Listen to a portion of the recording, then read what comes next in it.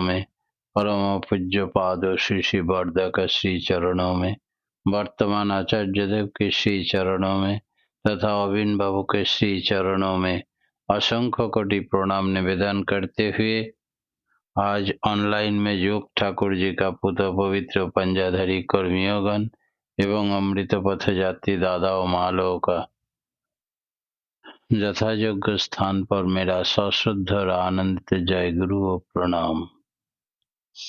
आज एक प्रश्न आया कि ठाकुर जी ने कहा है कि शुद्ध आत्मा जन्म नहीं ले पाता है, रो रो के घूम रहा है, इससे बचाने के लिए उपाय क्या है? उपाय तो बहुत सारी है ठाकुर जी, या तो ऋषि लोगों ने जो कुछ बतलाए हैं ये सारी फॉलो करने के बावजूद भी कैसे स्वामी स्त्री मिलन होने से अच्छा आत्मा को हम लोग धरती पर ला सकते हैं, इस संबंध में दो चार बातें हम जरूर बोलेंगे। आत्मा हम लोग बाबा माँ अर्थात पिता माता के माध्यम से ही स्थूल शरीर प्राप्त होते हैं, इसीलिए पिता माता का ऋण कभी परिशोध नहीं होता है। इसीलिए जन्म भर उन लोगों का सेवा करना चाहिए, पितृ-मातृ यज्ञ करना चाहिए रोज। माँ बाबा के पास हम लोग जन्म से ही ऋणी है। पालन करता माँ और पिताजी बीज वपनकारी, ये दोनों का ऋण शोध नहीं होता है। हम लोग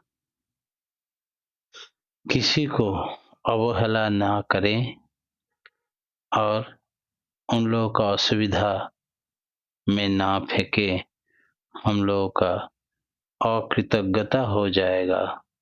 भविष्य प्रजन्म भी हमको देख के सीखेगा, हमारा भविष्य भी निर्भर करता है हमरे ऊपर। नारी पुरुष मिलन कब कब करना चाहिए? निषिद्ध है यही दिन, अमावस्या, पूर्णिमा, एकादशी, संक्रांति, चतुर्दशी, अष्टमी, रविवार, पितृमातृ श्राद्धों का दिन, उपवास का दिन, असौच का दिन, दिन में नहीं मिलना चाहिए और राजा दर्शन होने के पहला 5 दिन छोड़ देना चाहिए। पूर्ण तो आहार करने के बाद हजम नहीं होने तक मिलन निषिद्ध है, इसमें एसिड हो जाता है, कन्या संतान जन्म लेता है। और सुसज्जित अवस्था में रात्रि चतुर्थ प्रहर में नारी पुरुष का मानसिक शांति स्वस्ति आनंद के समय ही मिलन सही होता है। भगवान का शरण पूर्वक भगवान के पास प्रार्थना करना चाहिए कि अच्छा शुद्ध आत्मा तुम्हारे सेवक ऐसा आत्मा को भेज देना पिता। ये प्रार्थना दोनों करने के बाद, प्रेयर करने के बाद ही परम पिता भेज देते हैं अच्छा आदमी को। श्री श्री ठाकुर जी, या आप लोग जानते होंगे कि भगवान जगन्नाथ देव के बारे में,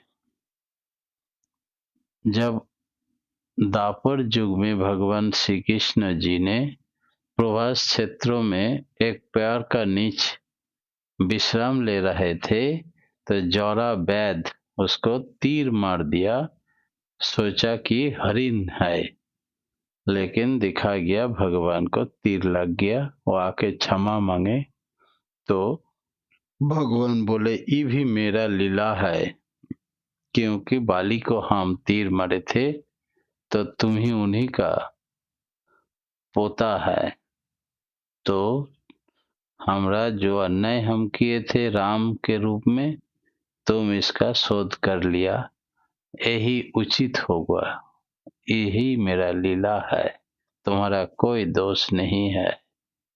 भगवान का देह त्याग के बाद पंच पांडव ने उनका शेष कृत्य संपन्न किया, आग में जला दिया सारा शरीर, लेकिन नहीं जला पाया उसका हृदपिंड, जलते इतना आग में रहते हुए भी नहीं जला, वो जीवित रह गया।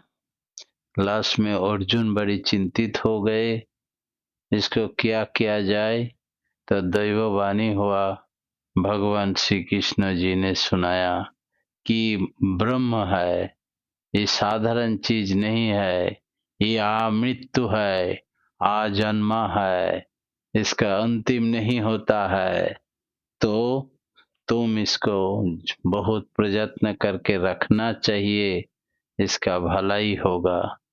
उसके बाद राजा इंद्रद्युम्न यही अमर हृदपिंडों को मिला उनको।